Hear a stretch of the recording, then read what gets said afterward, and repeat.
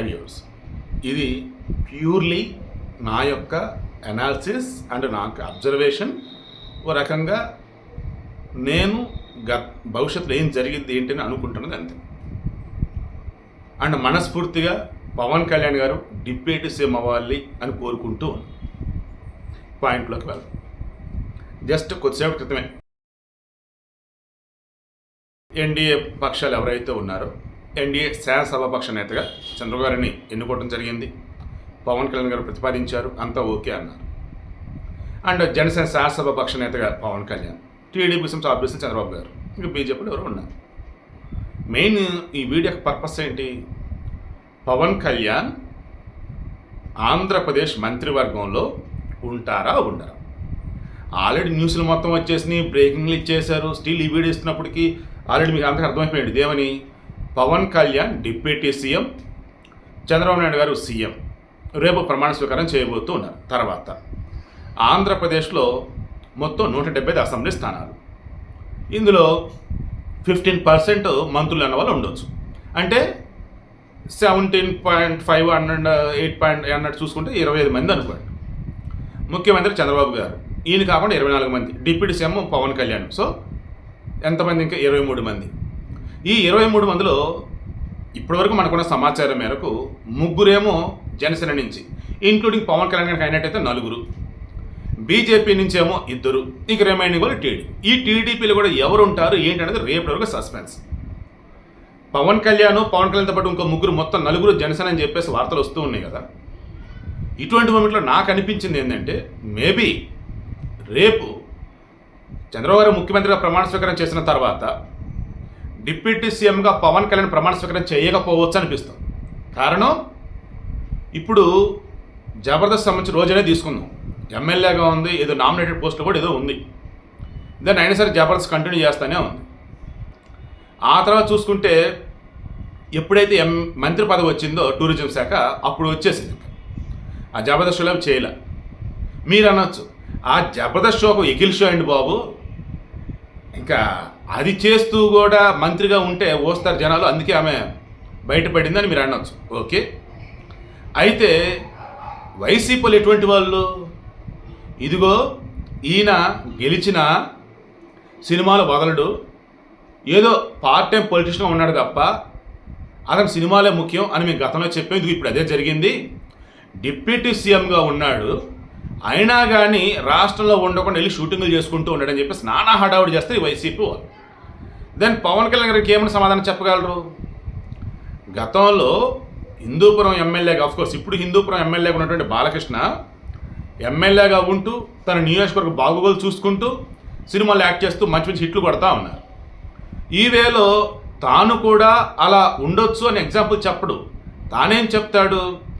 Already commit అయినటువంటి Harihara Veeramallu cinema, అది 2 పార్ట్లు, ఇప్పటికే డైరెక్టర్ కృష్ణ తప్పుకున్నాడు. జ్యోతి కృష్ణ, ఏఎం రత్న యొక్క అబ్బాయి, దర్శకత్వ బాధ్యత, దర్శకత్వ పర్యవేక్షణ వచ్చేసి కృష్ణ అని చెప్పేసి అంటున్నారు. సరే, హరిహర వీరమల్లు 2 పార్ట్లు, ఫస్ట్ పార్ట్లో ఇంకో కొంత పెండింగ్ ఉంది. ఒరిజినల్ గ్యాంగ్స్టర్ ఓజీ, ఆ సినిమా ఒకటి ఉంది. ఉస్తాద్ భగత్ సింగ్ హరీష్ శంకర్, అది ఒకటి ఉంది. సో ఓవరాల్ చూసుకుంటే ఇప్పుడు ఎన్ని? 4 కంప్లీట్ అవ్వాల్సి ఉన్నాయి. హరిహర వీరమల్లు 2 పార్ట్లు, ఓజీ 1, అండ్ ఇది ఉస్తాద్ భగత్ సింగ్ 4.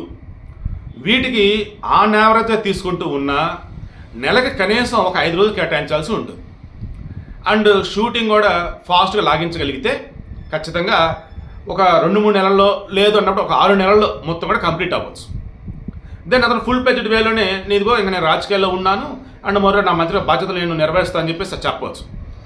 అలా కాదు కూడదు అన్నప్పుడు ఇప్పుడే ఎన్డీఏ గవర్నమెంట్ ఫామ్ చేస్తున్నారు కాబట్టి ఆంధ్రప్రదేశ్లో ఇప్పుడున్న పరిస్థితులను కూడా చక్కబడాలి అన్నప్పుడు నెమ్మదిగా అలా స్ట్రీమ్ లైన్ చేసుకుంటూ వెళ్తున్న మూమెంట్లో ఆల్రెడీ జనసేన వాళ్ళు కొంతమంది మంత్రి పదవులు ఇస్తారు చంద్రబాబు గారు, అండ్ టీడీపీ వాళ్ళు ఉంటారు, బీజేపీ ఉంటారు, వీళ్ళంతా ఉన్నారు. కాబట్టి జనసేన అధినేతగా పవన్ కళ్యాణ్ ఉంటూనే శాసనసభ సమావేశాలు జరిగినప్పుడు అక్కడ ఉంటూ అసెంబ్లీలో సూచనలు సలహాలు ఇస్తూ రాష్ట్రంలో ఏం జరుగుతుంది, పార్టీల పరంగా ఎలా ఉందంటే మొత్తం గమనిస్తూ ఈలోపు తన సినిమాలు కానీ కంప్లీట్ చేసుకోగలిగితే మేబీ 1 year తర్వాత సరే ఆయన రావచ్చు ముఖ్యమంత్రిగా, ఉప ముఖ్యమంత్రిగా, లేదు 2 సంవత్సరాల తర్వాత ఉప ముఖ్యమంత్రి రావచ్చు అని నాకు అనిపిస్తుంది.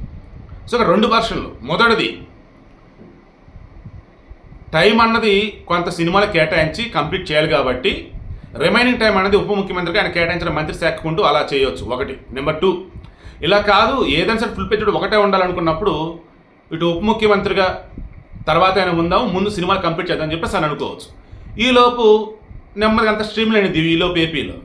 ఆ తర్వాత కేంద్రం నుంచి అవసరం ఫండ్స్ వస్తాయి, ఏపీ అంతా చక్కబడిద్ది, ఎక్కడ వాళ్ళు అక్కడ కుదురుగా ఉంటారు, లా అండ్ ఆర్డర్ మొత్తం కంట్రోల్లో ఉండిద్ది, దెన్ కూల్. సో ఫైనల్ ఇప్పుడు నేను చెప్తున్నది ఏంటంటే, రేపు జనసేన నుంచి ప్రమాణ స్వీకారం చేసేవారిలో పవన్ కళ్యాణ్ ఉంటాడా లేదన్నప్పుడు 90% ఉంటాడు అన్నట్టుగా నాకు అనిపిస్తుంది. బట్ 10% కొంచెం డౌట్. ఫస్ట్ సినిమాలు కంప్లీట్ చేసి ఆ తర్వాత రావచ్చు అన్నట్టు. ఆ తర్వాత నాదెండ్ల మనోహర్, కొనతల రామకృష్ణ వీళ్ళు ఖచ్చితంగా మంత్రివర్గంలో ఉంటారని నాకు అనిపిస్తుంది జనసేన నుంచి. థర్డ్ వన్ అనుకున్నప్పుడు మోబీ బొలిశెట్టి శ్రీనివాస్ గారు ఉండొచ్చు, ఇంకెవరైనా ఉండొచ్చు. ఇక టీడీపీ నుంచి లోకేష్ ఆయన దగ్గర ఉన్న రెడ్ బుక్ ఏదైతే ఉందో దానిలో ఉన్న లెక్కలు ఏవైతే ఉన్నాయో ఇవన్నీ సరిచేస్తాడు అని చెప్పేసి అంటున్నారు. అది కూడా ఎలాగా? లీగల్గా, చట్టబద్ధంగా. సో ఒక మంత్రిగా ఉండి అవన్నీ చక్కబెట్టాలంటే అయ్యేది కాదు. సో పార్టీ కార్యకర్తల గురించి అండ్ గతంలో వైసీపీ అరాచకాల గురించి మొత్తం దృష్టి పెడితే దీన్ని బాగుండిద్ది అని కొంతమంది అంటూ ఉన్నారు. బట్ మనకు అందుతున్న సమాచారం మేరకు లోకేష్ మంత్రిగా ఉంటూనే అన్ని చక్కబెట్టుకుంటాడని చెప్పేసి అంటున్నారు. అండ్ ఈసారి బాలకృష్ణ మరి మంత్రివర్గంలోకి తీసుకుంటారా లేదా అంటే మొత్తంగా వాళ్ళ ఫ్యామిలీలో ఉన్నట్టుగా ఉంటారా బాబు అని చెప్పేసి మరికొంతమంది అంటూ ఉన్నారు. కల్వకుంట్ల చంద్రశేఖరరావు, కేటీఆర్, హరీష్ రావు ఒకే ఫ్యామిలీ ఉండలే, ఎవరి పని వాళ్ళు. అలా ఇప్పుడు నందమూరి ఫ్యామిలీ నుంచి అన్నప్పుడు నందమూరి బాలకృష్ణ, నారావారి ఫ్యామిలీ నుంచి అన్నప్పుడు నారా లోకేష్, ముఖ్యమంత్రి అన్నప్పుడు చంద్రబాబు నాయుడు. ఎవరి పని వాళ్ళదే, ఎవరిది వాళ్ళదే. ఎవరు ఏమంటారు దాన్ని, ఎవరికి ఇచ్చినటువంటి పోర్ట్ఫోలియోకి సంబంధించి న్యాయం చేయడం వాళ్ళ చేతిలో ఉంటుంది. సో మొత్తంగా రేపు ఏపీకి సంబంధించి మంత్రివర్గ కూర్పు ఎలా ఉండబోతుంది అనేది ఇప్పటికే సస్పెన్స్. రేపు మంత్రివర్గ కూర్పు జరిగిన తర్వాత రిమైనింగ్ విషయాలు మాట్లాడుకుందాం. మళ్ళీ చెప్తున్నా, పవన్ కళ్యాణ్ గారు డిప్యూటీ సీఎం అవ్వాలని మనస్ఫూర్తిగా కోరుకుంటున్నా. అన్ని అనుకూలిస్తే ఆయన ముఖ్యమంత్రి అయితే ఇంకా ఇంకా సంతోషం. బట్ ఇప్పుడు చంద్రబాబు గారి చేతిలో ఉంది కాబట్టి చక్కగా ఈ 5 సంవత్సరాలు ఆంధ్రప్రదేశ్ని బ్రహ్మాండమైనటువంటి అభివృద్ధి తీసుకొని ముందుకు తీసుకెళ్ళాలి. సంక్షేమ పరంగా అడుగులు వేస్తూ అటు అభివృద్ధి ఇటు సంక్షేమం రెండు కూడా విన్ విన్ సిచ్యువేషన్ వైజ్ ముందుకు తీసుకొని చెప్పేసి మనస్ఫూర్తిగా కోరుకుంటూ, ఏ అమరావతిని అయితే శ్మశానం అన్నారో, ఏ అమరావతి అయితే నిర్మాణాలకు పనికిరాదని అన్నారో ఈ వైసీపీ వాళ్ళు, ఆ అమరావతిలో ఇంకా ప్రమాణ స్వీకారం కూడా చేయకముందే చంద్రబాబు గారు అమరావతి మొత్తం కూడా సూపర్ అన్నమాట. కాంతులు ఈనుతూ ఉన్నాయి. ఏవి? సీడ్ యాక్సెస్ రోడ్లు అన్నీ కూడా. అండ్ బిల్డింగ్లు, ఊరే దేవుడు ఇన్ని పెద్ద పెద్ద బిల్డింగ్లు ఉన్నాయా అన్నది ఇప్పుడు జనానికి అర్థమవుతా ఉంది. వైసీపీ వాళ్ళు పిచ్చెట్లు నిజంగా వాళ్ళు పెంచారు, అవి పెరిగే తెలియదు కానీ ఓ రకంగా అడవిలాగా మార్చారు అన్నారు అమరావతిని. మొత్తం 100కు పైగా ప్రొక్లైన్లు పెట్టి కోట్ల రూపాయల ఖర్చుతో ఆగా మేఘాల మీద మొత్తం అమరావతికి సంబంధించి ఎక్కడైతే భూములు ఇచ్చున్నారో అన్నీ కూడా మరలా చదువు చేయడం కావచ్చు, లేదా శుభ్రం చేయడం కావచ్చు చేస్తూ ఉన్నారు. ఇక ఇమీడియట్గా ఎంత వీలైతే అంత త్వరగా ఏవైతే బిల్డింగ్లు 70%, 80% కంప్లీట్ అయి ఉన్నాయో అవి 100% కంప్లీట్ చేసి ప్రభుత్వ కార్యాలయంలో వాటిలో తరలించాలి.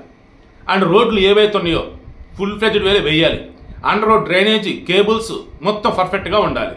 ఎలా అంటే 2 సంవత్సరాలు అయిన తర్వాత, ఇది 2024 కదా, 2026 ఇదే సమయానికి అమరావతి వచ్చి ఎవరైనా చూస్తే బా ఇంత గొప్ప నగరం అన్న ఫీలింగ్ రావాలి. అలా గనక చేయగలిగితే ఇక వైసీపీ అన్నది కనుమరుగైనట్టే, పాతలు కనిపోయినట్టే, దరిదాపుల్లో కూడా ఉండదు. Last but one, Pawan Kalyan చాలా స్పష్టంగా ఏమన్నాడు గతంలో, వైసీపీని పాతాళానికి తొక్కుతా అన్నాడు. ఆ ఛాన్స్ ఇప్పుడు ఉంది ఆయన చేతులు. ఎలా? ప్రధాన ప్రతిపక్షం అన్నప్పుడు మినిమంలో 10% పైగా సీట్లు రావాలి. 175, దెన్ సీట్లు అంటే 18% రావాలి. అంటే 18 ఓట్లు రావాలి, సీట్లు రావాలి. దెన్ జనసేనకని 21, బీజేపీకి 8, వైసీపీకి 11. దెన్ ప్రధాన ప్రతిపక్షం ఉండే అర్హత ఎవరికి ఉంది? పవన్ కళ్యాణ్కి ఉంది, జనసేన వాళ్ళకు ఉంది. మరి వీళ్ళు ప్రధాన ప్రతిపక్షంగా ఉంటూ దెన్ అధికారంలో వచ్చేసి మంత్రులుగా ఉండడానికి పాసిబిలిటీ ఉందని చెక్ చేసుకుంటారు ఈ 2 రోజుల్లో. దెన్ దాన్ని బట్టి రేపు డెసిషన్ ఉండబోతుంది. వన్స్ ఇది కనుక ప్రధాన ప్రతిపక్ష నేతగా నేను ఉంటా, నా జనసేన ఉన్న వాళ్ళు మంత్రులుగా ఉంటారు అని డెసిషన్ తీసుకుంటే ఇక వైసీపీ కాలగర్భంలో కలిసిపోయినట్టే. ఎక్కడో నామకే వస్తు గుంపులో గోవిందరావు జగన్ ఉంటుంది తప్ప నేను ప్రధాన ప్రతిపక్ష నేత చెప్పడానికి ఏముండదు. వైసీపీ అధినేత అనుకున్నా కానీ ఆడ కనిపించినట్టుగా ఉంటూ ఉంటాడు ఆయన సభలో. ఎందుకంటే ఆయన పొజిషన్ అట్లా ఉంది, వాళ్ళ కోసం సీట్లు అట్లా ఉన్నాయి. మేబీ జగన్మోహన్ రెడ్డి అత్యంత తెలివిగా ఉపయోగిస్తూ మరలా వైసీపీ శాసనసభాపక్ష నేతగా SC% ఎంపిక చేయొచ్చు మరలా ఆయన. అదేమంటే నేను ఎస్సీలకు ప్రాధాన్యత ఇచ్చానంటాడు. అటువంటి కబుర్లే కదా చెప్పాడు 5 సంవత్సరాలు. ఇప్పుడు అదే చేయొచ్చు మరలా. రేపు 17వ తారీఖున అసెంబ్లీ సమావేశాలు ప్రారంభం కాబోతున్నాయి ఏపీలో. దెన్ జగన్మోహన్ రెడ్డి తెచ్చినటువంటి ల్యాండ్ టైటిలింగ్ అంటే దిక్కుమాలనేది ఏదైతే ఉందో దాని ముందు రద్దు చేయబోతున్నారు. రేపు వచ్చేసి రేపు ఈయన మెగా డిఎస్సి మీద సంతకం పెట్టబోతా ఉన్నారు. ఇప్పుడు రేపు ప్రమాణ స్వీకారం అవగానే ఫస్ట్ సంతకం. సరే రేపు ప్రమాణం అన్ని వివరంగా మాట్లాడుకున్నాం. కానీ ఇప్పుడైతే మాత్రం పవన్ కళ్యాణ్ చేతిలో ఒక రకం బ్రహ్మాస్త్రం లాంటిదే ఉంది. దీన్ని వైసీపీ మీదకి వదులుతాడా, సమయానుకూలంగా వదులుతామని చెప్పి సైలెంట్గా ఉంటాడా? Let's wait and see.